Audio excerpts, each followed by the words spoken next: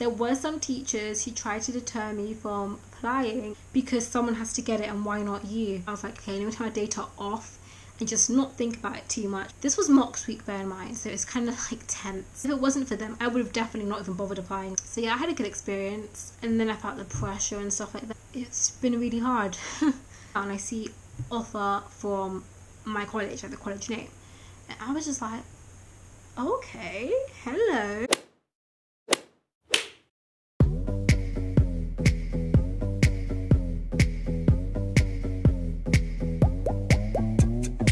Hi guys, it's Blessing here. Welcome to my channel. If you're new here, please subscribe because I try to make videos every single week, and if you've already been subscribed, then thank you for tuning in today. So if you couldn't already tell by the title, I got into Cambridge, and some of you guys may already know this if you subscribe to Untitled Chapter on YouTube, or if you follow me on Twitter, or if you sort of guessed from Snapchat or something, or you heard from someone, you may already know, but I haven't formally announced it on YouTube yet, and there's a reason behind that which I'll explain once we get more into the video. But I've just made some notes on my phone about some things I want to talk about regarding Cambridge and my application and my offer, just so you guys can sort of have an idea of what's been going on and things like that. So I've got all this information on my phone, so if I look at my phone, then you'll know why. So the first thing I wanted to talk about was, when did I find out and what was my reaction? So I found out on the 10th of January with everyone else. I think it was a Wednesday or so. So obviously you sort of apply by the 15th of October. And for me, it was a late application. Like, I didn't know I was going to apply until the last minute. Like, not the last minute, but like, Cambridge for me, it was somewhere I never really saw myself applying to. I didn't really think it was for people like me. Like, Oxbridge in general. Like, I'd been to Oxford in year 10, I think it was, and I enjoyed it. Like, I went to Lady Margaret Hall, which was beautiful and it was incredible and stuff. And then I went to Clare College as part of Experience Cambridge doing philosophy, which was interesting. And I liked that too. But then I still didn't really feel like it was for me. Like, I didn't think I would get in. But then I went to a widened participation program at UCL, and it was like black women applying to unis. And she was like, apply to places like UCL, Cambridge, Oxford, Russell groups and things like that, because someone has to get it and why not you? And I think that stood out for me, because I was just like, it is true, like, why not me? Like, if I don't get it, then it's not that deep. Like, I've got 5 options. So yeah, so for me, UCL had always been my favourite uni. So if I didn't get into Cambridge, then UCL would have been my firm. But yeah, I decided to apply to Cambridge. Actually, originally I decided to apply to Oxford, because what had happened was I got my results on results day, and you can see that video in the description below.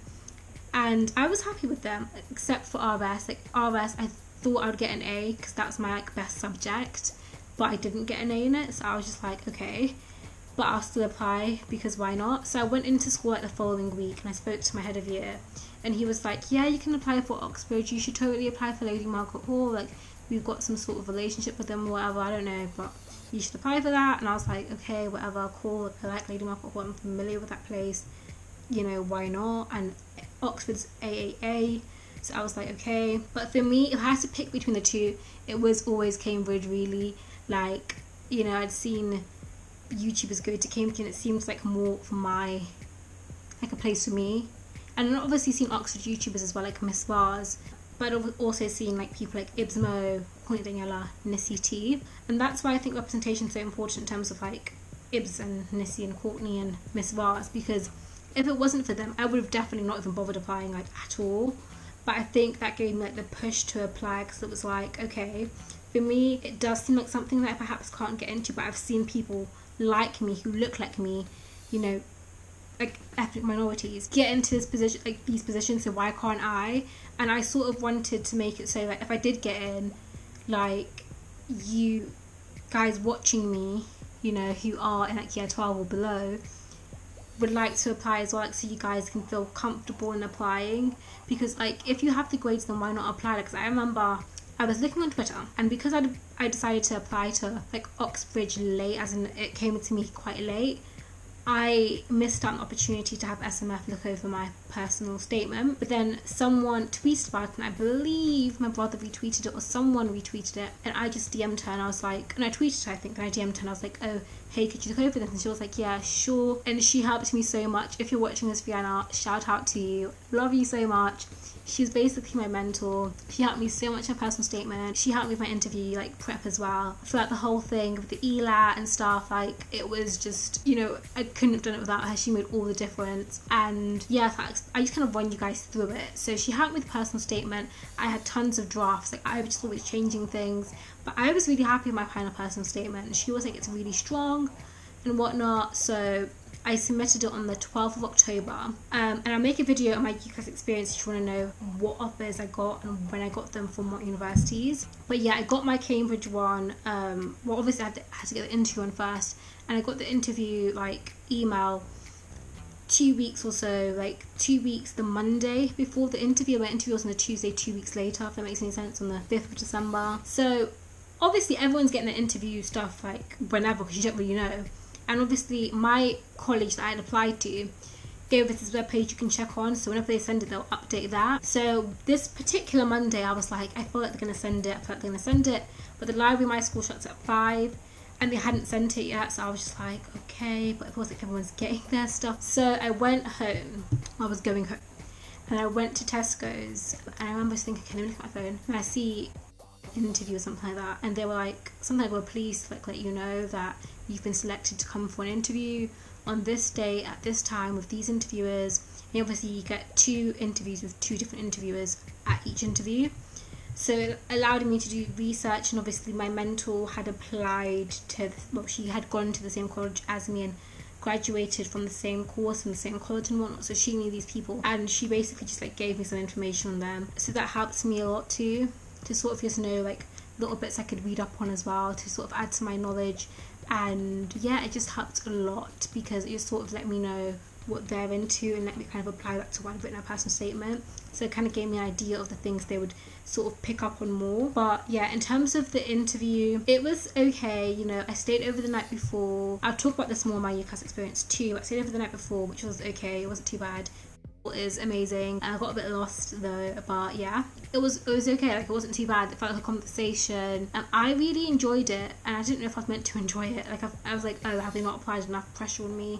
I mean, I felt the pressure at some points, but like I was like, do they not think I'm good enough or something? But you know, I was happy with it. My sister works in Cambridge, so she sort of like met up with me after my interview and took me out to get some food from like a local kind of like buffet place in Cambridge, and then she took me like bowling. We went bowling together, and then I went back to where she lives and just chilled there for a bit, and it was really nice. I had a really lovely day, and I'm glad I didn't go to Oxford, because Oxford are here like you stay for like 4 days or whatever sometimes to do loads of interviews, and that would be total pressure.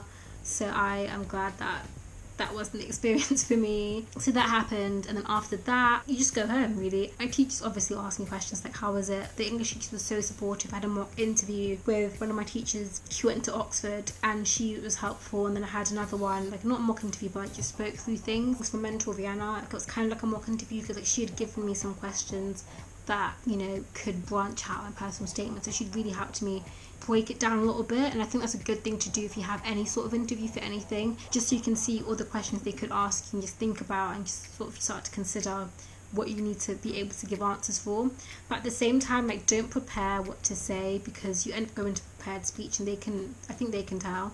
I didn't prepare anything. Like, I just obviously went over things, revised everything, and sort of knew how to talk about things. And like, my main thing my mentor told me was to be a critic and be critical and say things, explain why, you know, things are a certain way, and don't talk about the story, just talk about what you think about it and how things are shown, how meanings are shaped, etc. So it's basically a lot of AO2, I think, and AO3 going on. And yeah, I really enjoyed it. Like, I can't lie, I enjoyed my interviews were so nice. So yeah, I had a good experience. So yeah, as I said, when going back to school, all the teachers ask you everything, like, how did it go? And I was like, you know, it was like kind of conversational, wasn't too bad, but you know, who knows? And I think a lot of them were kind of shocked, because there were some teachers who tried to deter me from applying. I'm not going to mention names, because that's just unprofessional and things like that, and it's not me.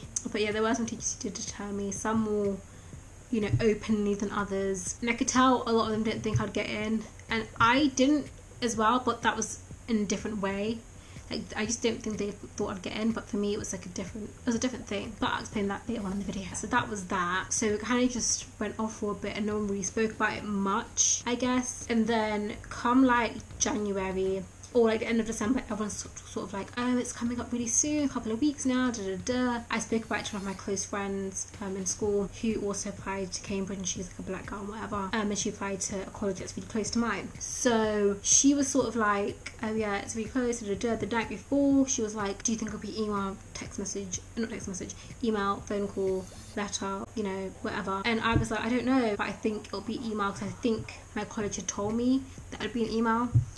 So that happened. So I was like to her, you know, whatever God wants for us will happen, God's plan, you know. And I was tweeting to everyone, you know, whatever God wants for me will happen. I just want to be challenged doing my course that I love, like doing a course that I love, and things like that. And I was really tense on Twitter because obviously loads of people that I knew had applied. So I was just like, you know. But honestly, I was just like, whatever happens, happens. I'm accepting of it. I never really thought I'd get into Cambridge. I never really thought I would get an offer from Cambridge or Oxbridge as a whole or whatever.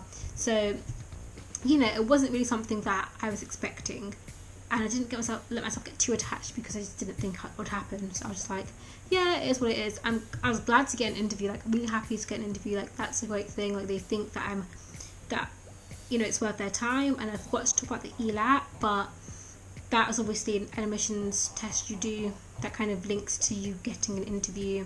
If you want me to make a video on that, let me know, and I'll let you guys know what result I got in that video. Just thumbs up the video, let me know, and comment below and whatnot. So as I was saying, she said that. So the next day, this was mocks week, bear in mind, so it's kind of like tense because, yeah. But she texts me saying, yeah, today's the day, have you heard anything yet? I was like, no. I was checking Twitter to see if anyone had heard anything. No one had. So I had a hospital appointment, and I was walking through the park, going to the bus stop. So my mum was like, your phone's vibrating, blessing. And I was like, oh, it is, yeah. Let me pick it up. So I picked it up, and it's my friend who replied, and she was like crying on the phone, and she was like, oh my god, blessing, I got it, I'm so happy. I was like, I'm so happy for you too, congratulations, you deserve it, because she really does deserve it.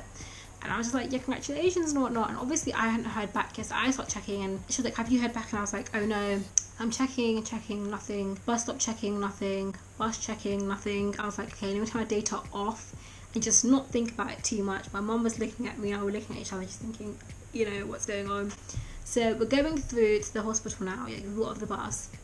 I check my email and I see offer from my college, like the college name. And I was just like, okay, hello. But I didn't want to get too hyped because I was just like, I didn't think I'd get an offer still, but obviously it said offer, but I don't know, my mind was just a bit fuzzy. So I opened it, it's like, we are pleased to inform you, or we're delighted to tell you, something along the lines. You're like, should I find the email? Let me find the email. Yeah, it was like, dear blessing, I'm delighted to inform you that we are making you an offer to read English at X college, which is the college I applied for. I won't say the name. Starting October 2018, congratulations. And then there was a whole spiel about something else to do with the whole offer type thing. So I am like, oh my god. Then I start screaming, because I always say oh my god, like, to anything. If it's good or bad, I'm like, oh my god. I started screaming, I was like crying. I was like, what happened? And I was like, I got an offer from Cambridge, oh my god.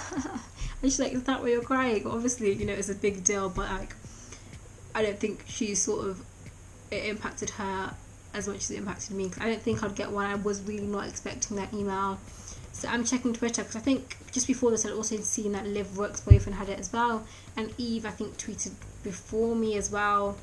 And I was looking at Jada Jades, but she hadn't tweeted, and some other people and stuff and whatnot. So I tell some of my family members who I knew would be free. I posted in our little family group chat.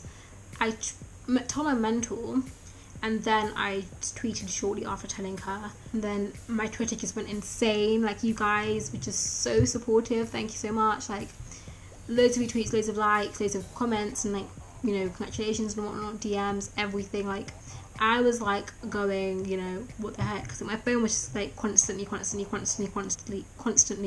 getting notifications, and I was just like, thank you guys, mean the world to me.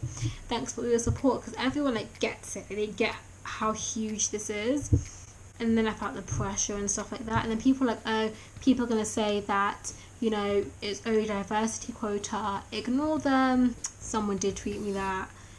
I was just like, they're jealous, whatever. I didn't even respond because I was getting so much love, so why focus on the hate? Do you know what I mean? But I can't lie, I did feel imposter syndrome, and it wasn't because of that tweet. I just didn't feel like I was worthy enough. My grades at GCSE weren't bad. Like, I'm proud of them. Like, if you want to see them, they'll be in the description below as well. But I've been to a careers fair. They told me, you know, mostly they start off with people who've got like 11 A stars and A's and whatever, or 10 A stars and A's, whatever, like just high grades.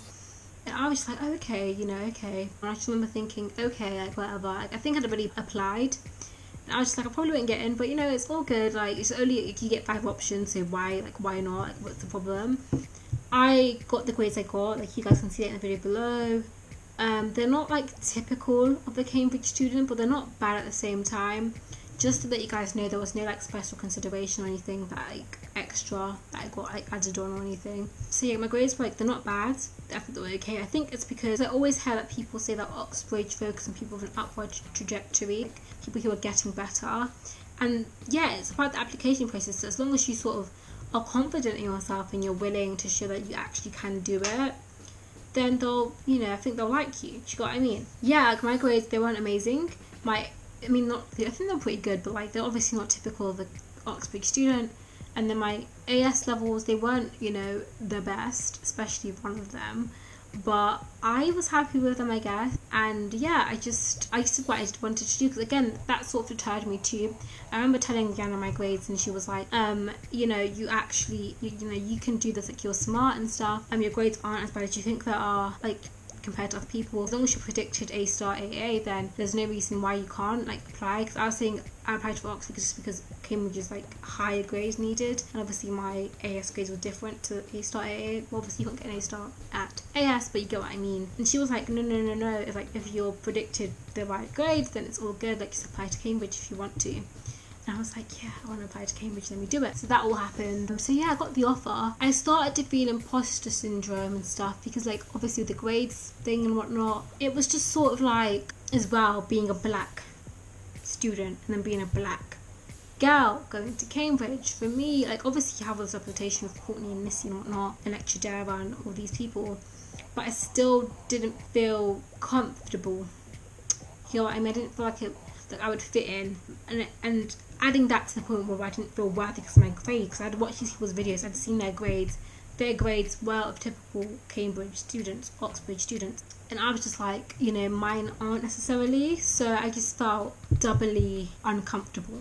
So I remember going into a Cambridge English group chat, and everyone was just so well read, and I just felt so underread, because English for me, I've always enjoyed it, but it became more of a love than me from like maybe year 9. Yeah, picking it for GCSE, you know. Well, you didn't pick for GCSE, so maybe like year 10, year 11. It's like when it proper became a love for me, and I really did enjoy it during A level and whatnot, and GCSE, and I've always sort of enjoyed it, but just much more like being a critic. I've always like, I really enjoyed that. So I sort of just felt really underread, and I just need to get my reading up, I think, this summer, because everyone just knows all these authors and have read all these amazing books, and I haven't. So yeah, that just kind of put me down a bit as well, and added to the whole imposter syndrome thing. And yeah, I just genuinely thought that someday someone's going to come knocking on my door, or emailing me, or ringing me up and say, oh blessing, I'm so sorry you've made a mistake, like, you know, we weren't meant to give you an offer.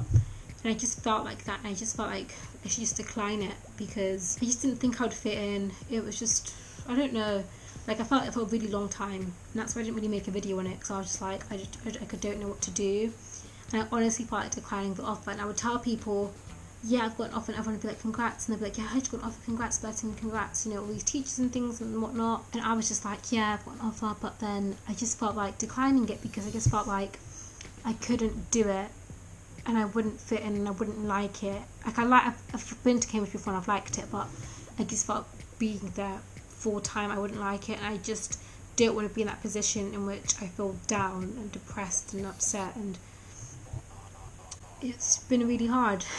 But I remember posting on the Cambridge group like page, is there like a black and ethnic minorities chat, and there was one created as a result of that, and that helped me a lot, just with the idea of not feeling alien while being at Cambridge, and we sort of understood each other and were able to talk through things and whatnot, and just sort of encourage each other to like feel like we belonged and felt like we were deserving of being at Cambridge. So that was really great, and I'm very thankful to everyone in that chat. Like, shout out to them if you're watching. Like, I remember being in the car like Sunday thinking to myself, like, you've worked so hard. Like, there's so many things in my life, like so much stuff that I've been through, and the fact that I came out on the other end and I'm at this position now, and I've sort of just turned it around and not let it bring me down, not let it affect me, I think is incredible. You know, like, like, when I think about 2015 in particular, I went through a lot of shit. You know, I didn't really think that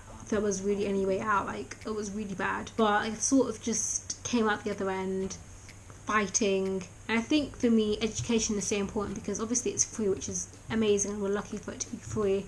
And for like a black girl, especially being a woman, being black, and having an education that's free, I think it's important that we, you know, we use it, because we know we're not that privileged as other people. I won't get into that as well.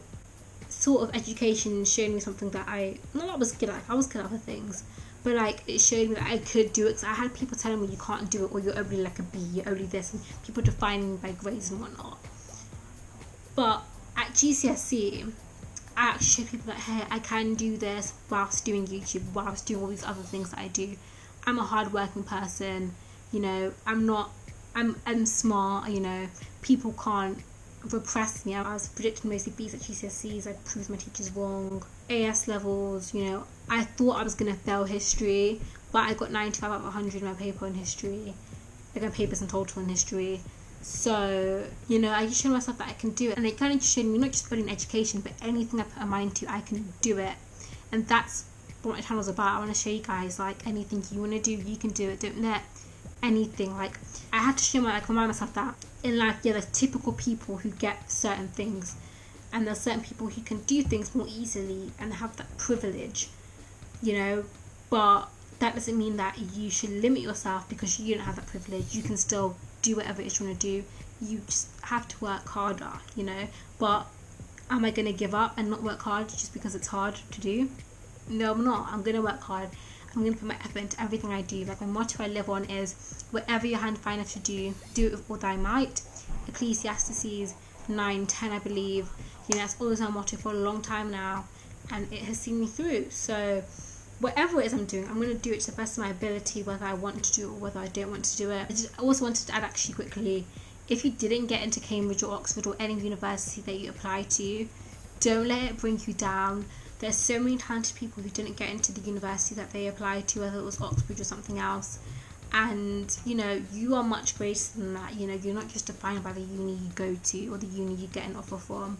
You know, there's so many talented people in this world, and there's so many things that you're talented, like, in doing, and like, you're greater than those things. And I hope that you guys continue to work hard, because you guys can do amazing things. Like, some names that spring to mind, and Jade and Ruby Granger. Like, I watch these YouTubers and they inspire me, and for them to see how they work so hard and for them not to get offers really made me sad. Like, it was so hard for me to be happy after hearing about Jade in particular, but I still know that without the offers, that there's still amazing girls, both in education, academia and outside, and that they will prosper and thrive wherever they choose to go. And I'm so happy for them. I want to continue watching them because they're just so amazing.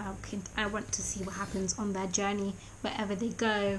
And yeah, that's just all from me today. So this video is a bit rambly.